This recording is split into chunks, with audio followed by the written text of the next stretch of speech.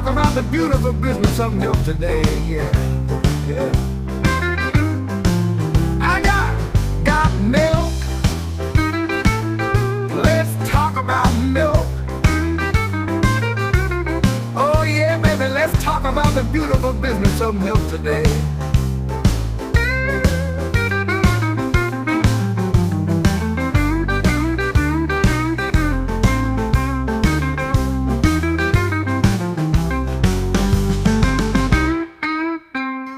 This episode of Got Milk is sponsored by Shunya Agritech, the folks revolutionizing cattle nutrition with hydroponic green fodder.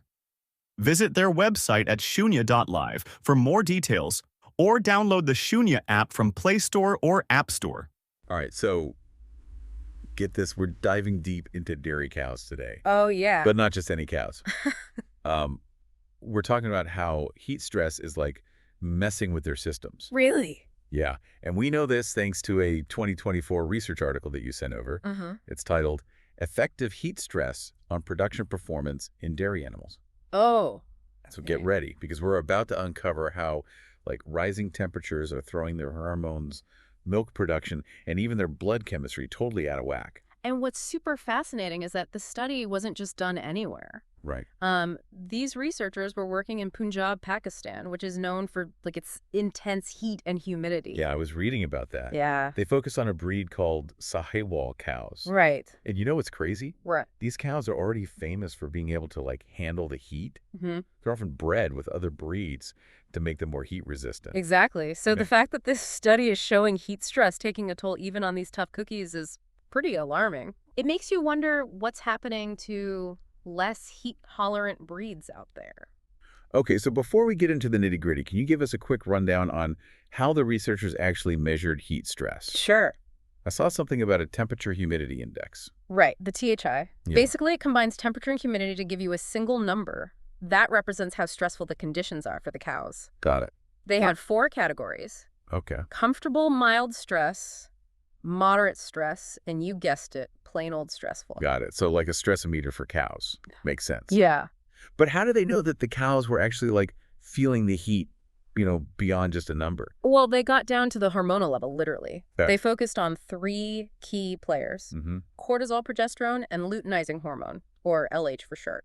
Okay, so cortisol, that's the stress hormone, right? Yes. Like when you're about to give a presentation and your palms get all sweaty. Exactly. And the study found that, unsurprisingly, as that THI went up and the heat stress increased, the cow's cortisol levels shot through the roof. So I'm guessing that's not exactly a good thing for their overall health, right? Not really. High cortisol over long periods can suppress their immune systems. Oh, wow. Making them more vulnerable to getting sick. Plus, it can mess with their reproductive cycles, which is a big deal for, a dairy cow. Yeah, that's their whole job. Right. So what about the other 2 hormones? You mentioned progesterone and LH. Okay. I vaguely remember those from biology class, something about fertility. Bingo, progesterone is vital for maintaining a pregnancy, Okay. while LH is all about ovulation and getting pregnant in the first place. And guess what happened as the heat cranked up? I'm betting their levels tanked. You nailed it. The study found that both progesterone and LH took a nosedive as heat stress increased. Okay, so let me connect the dots here. Okay. We've got sky-high stress hormones plummeting fertility hormones. Okay. This can't be good for the dairy industry as a whole. You're catching on quickly. When cows are struggling to get pregnant and stay pregnant, it means fewer calves, which ultimately means Less milk.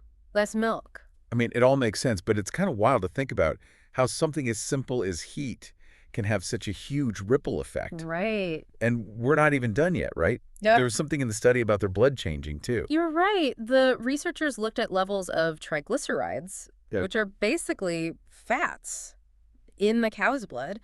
And this is where things get really interesting. You'd think with all the stress and maybe even eating less, their fat levels would go down. Right. But actually the opposite happened.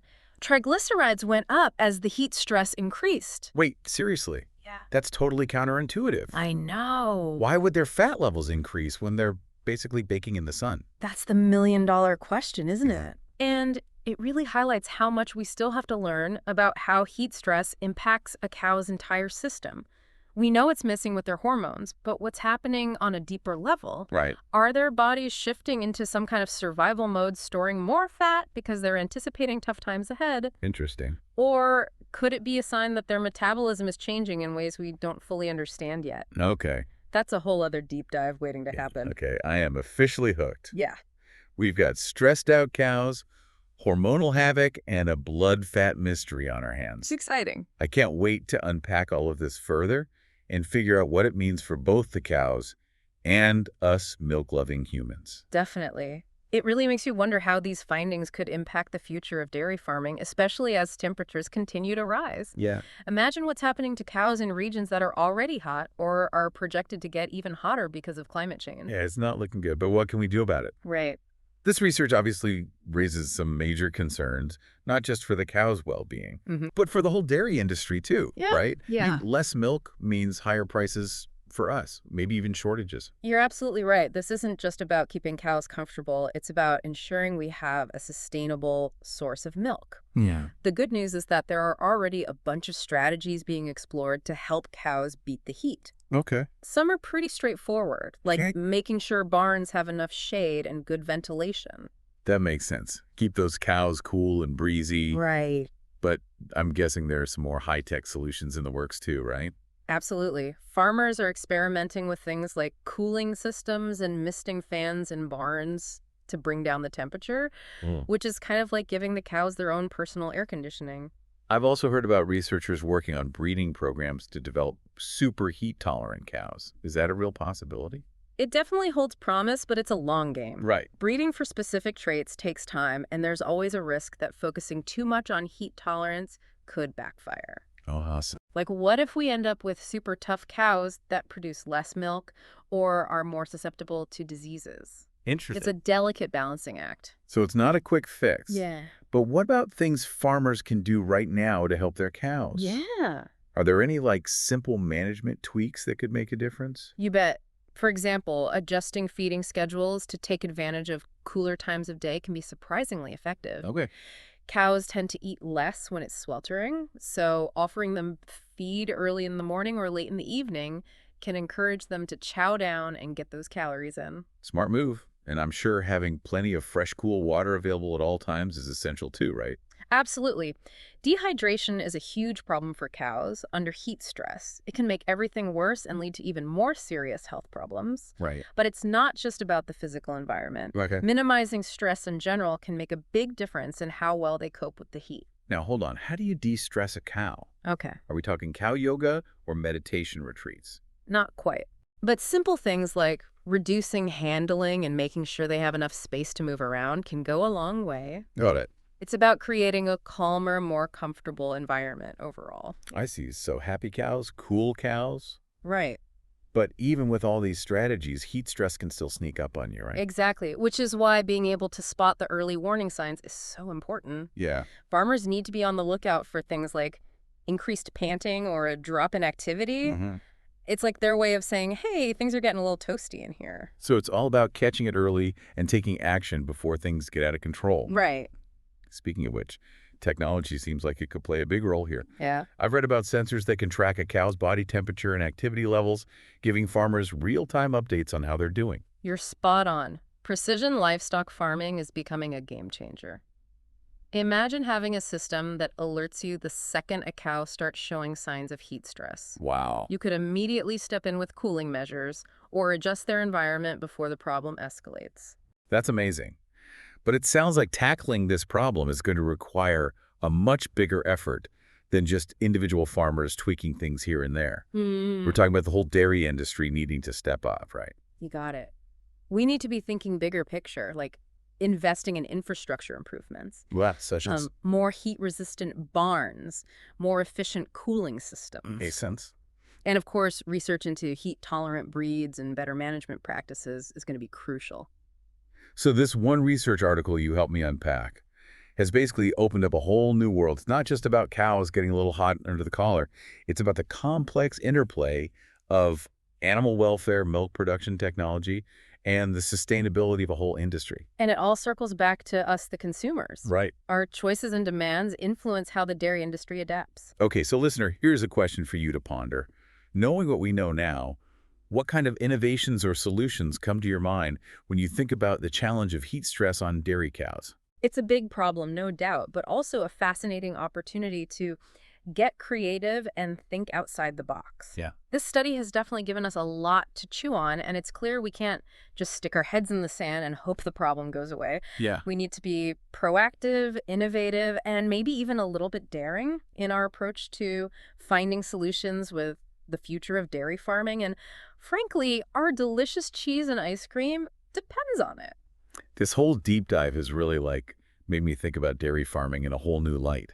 Ooh, You know, yeah, it's easy to just focus on the end product, right. like the milk, the cheese, the ice cream. Totally. But there's a whole world of complexity behind it, Yeah. especially when you factor in something like heat stress. Like we've been talking about, it's not just about keeping cows cool and comfortable, although that's super important. Right, of course. But as we learn more about how deeply heat stress affects them, it raises some pretty serious ethical questions yeah, about our responsibility to these animals. right. It's one thing to talk about the economic impacts on the dairy industry, Mhm.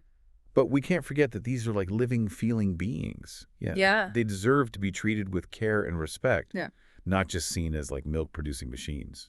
And I think people are starting to pay more attention to these issues. Consumers are demanding more transparency from the dairy industry. They want to know that the milk they're buying comes from farms that are prioritizing animal welfare.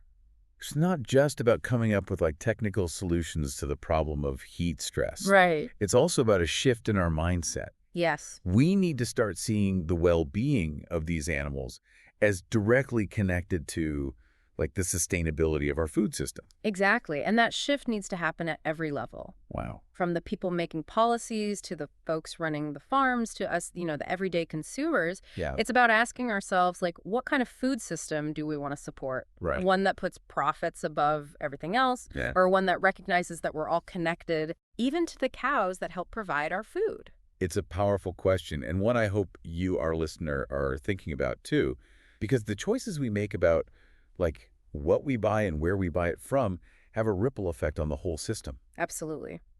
Supporting farms that put animal welfare first and having these conversations about ethical and sustainable farming practices are all part of creating a more compassionate food future. And it's important to remember that there isn't just one magic solution to this problem, right? No, not at all. It's going to take like a multi-pronged approach. You said it. We need to keep researching and developing heat-tolerant breeds, Yeah. designing better barns with improved ventilation, coming up with innovative cooling technologies, and refining management practices to keep stress levels down. It's a whole team effort. And honestly, we still have so much to learn about how heat stress works on like a physiological level. For sure. Like that whole triglyceride mystery we talked about earlier. Yeah. Imagine the breakthroughs waiting to be discovered. That's what's so exciting about this field. There's always something new to uncover, some new connection to explore. And I truly believe that through research innovation and a genuine commitment to animal welfare, we can figure out how to help dairy cows thrive even as the world gets hotter. It's a message of hope, but also a call to action. Even small changes can add up to a big difference. So whether you're a farmer, a scientist, or just someone who enjoys a glass of milk or a scoop of ice cream now and then, Yeah. you have a role to play in shaping a more sustainable and compassionate dairy industry. It all comes down to recognizing our connection to these amazing animals and working together to ensure their well-being because ultimately it's in everyone's best interest. Well, that wraps up our deep dive into the impact of heat stress on dairy cows. Thanks for joining us on this journey.